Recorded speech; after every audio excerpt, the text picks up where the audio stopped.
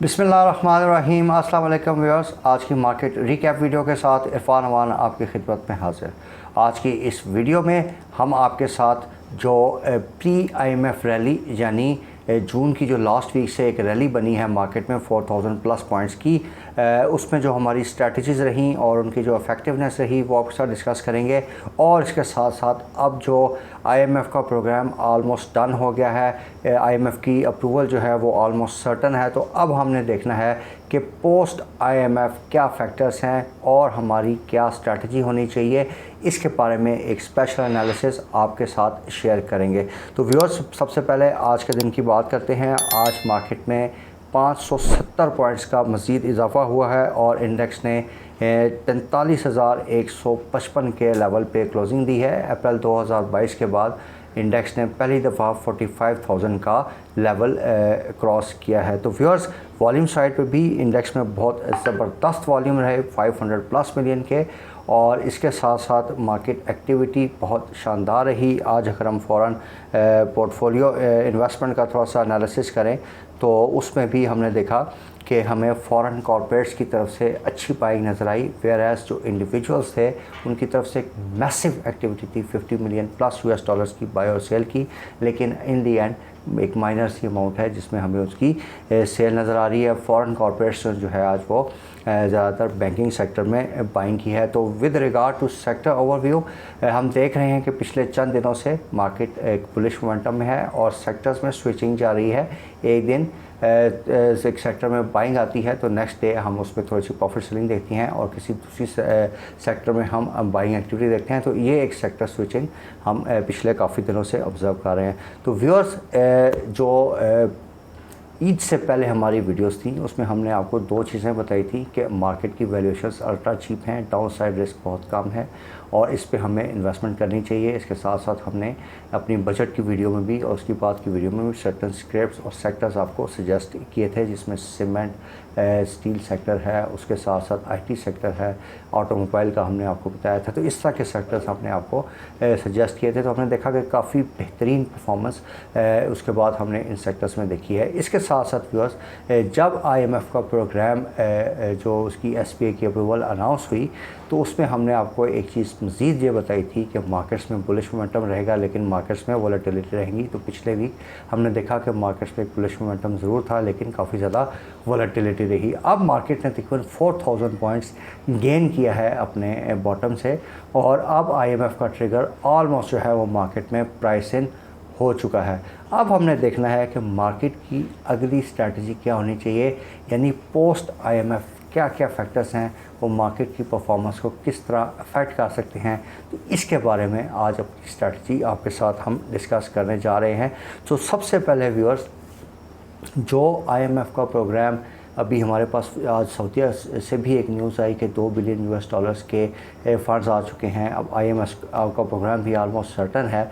तो ये देखें, ये एक पिक्चर आपको इसने बता दी कि जी अब हम आईएमएफ में प्रोग्राम में हैं और अगर पॉलिटिकल स्टेबिलिटी रहती है और इंटरनेशनल कमोडिटी प्राइसेस थोड़ी सी स्टेबल रहती हैं तो हम एक ब्रॉडर रिकवरी की तरफ जाएंगे। तो इस तरह के वीकेंड की वीडियो में आपको बताया था कि अब जो मार्केट की बैंड है वो ज़रा ऊपर के लेवल्स पे आ जाएगी, यानी 44,000 से 47,000 का जो रेंज है इसमें market in the coming sessions move कर सकती है। लेकिन मार्केट में अभी ये जो रैली बनी है viewers, it is a knee jerk rally.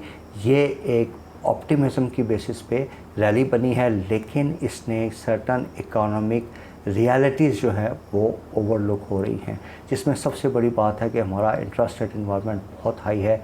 22% का इंटरेस्ट रेट इन्वायरमेंट है। अभी आपकी गैस प्राइसेस शायद मज़ीद बढ़ें, इलेक्ट्रिसिटी जो बेस इलेक्ट्रिसिटी है टैरिफ वो बढ़ने वाला है, तो इससे कंपनीज की कॉस्ट ऑफ डूइंग बिज़नेस बढ़ेगी। तो व्यूअर्स, इन चीज़ों को मद्देनज़र रख के हमें उन अब कंपनीज़ पे फोकस करना है या उन सेक्टर्स पे फोकस करना है जिनके मार्जिन्स अच्छे हैं और जिनकी सेल्स बेहतर हो रही हैं, और इन दोनों चीज़ों की वजह से उनकी प्रॉफिटेबिलिटी बेहतर होगी। अब आईएमएफ के प्रोग्राम पे वी वुड रेकमेंड कि अब ये ट्रिगर प्राइसिंग हो चुका है तो इन लेवल्स पे एटलीस्ट आपने अपना जो है प्रॉफिट सेलिंग को आप स्टार्ट कीजिए और उसको सर्टन स्क्रिप्ट्स में आपने इंश्योर करना है।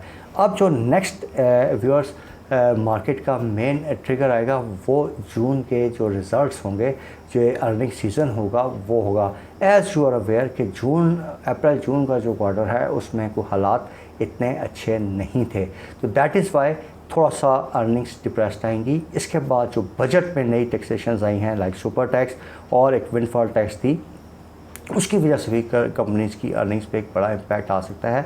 तो अब हमें सेक्टर्स में बड़ा पिक एंड चूज़ करके काम करना पड़ेगा।